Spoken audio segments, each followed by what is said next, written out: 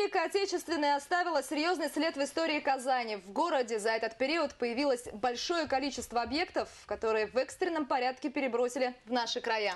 Это заводы, цеха. По сути, наш город стал местом концентрации стратегических объектов, которые, к слову, как выяснилось позже, стали объектом изучения фашистских авиаразведчиков.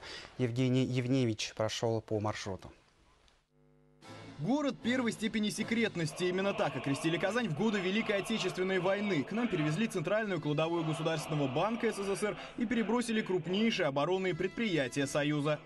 У меня в руках документы, за наличие которых во время войны меня бы расстреляли. Это фотографии города Казани, сделанные фашистскими авиаразведчиками. Датируются они 42-м и 43-м годом. Именно тогда в войне и назрел перелом. Тем и ценнее эта информация немцы, как хотели знать, что, как и где в главной промышленной артерии Союза. Сами фотографии даже по нынешним меркам отличного качества. Видно практически все, даже тени деревьев. Но, понятное дело, флорой фашисты не интересовались. Одной из главных целей авиаразведки было узнать все о пороховом заводе. Слава богу, этой информацией воспользоваться немцам не удалось. Стоит отметить один факт. В 1917 году от небрежно брошенного окурка на территории завода случилась одна из крупнейших катастроф в истории города. Большая часть ныне Кировского района была разрушена, огонь потушить не могли 10 дней. До сих пор в радиусе многих километров находят не разорвавшиеся снаряды. Чтобы было при авианалете, думаю, говорить не стоит, особенно если учесть, что мощность завода после печальных событий 2017 года возросла почти в 4 раза. Всего за 4 года завод произвел более 100 тысяч тонн пороха. Кстати, снаряды для легендарной «Катюши» тоже дело рук казанских рабочих.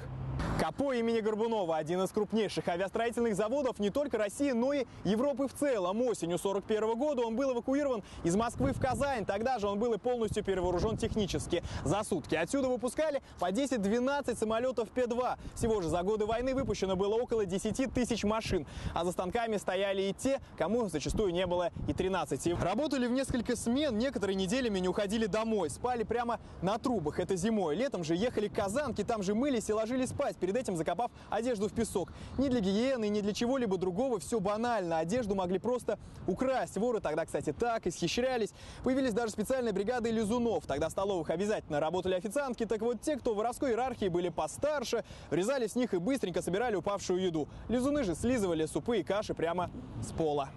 Интересовало разведгруппы и другое предприятие КМПО, моторстроительный завод. Его эвакуировали из Воронежа вместе с 7 тысячами рабочих. Строить двигатели начинали прямо на рельсах, но, несмотря на ужасные условия, поражала не только скорость, но и качество производства. Кстати, именно здесь, в 1943-м, был создан первый отечественный жидкостный реактивный двигатель. А в общем, каждые 50 минут это производство с конвейера выпускало новое машинное сердце. Вот такой вот темп.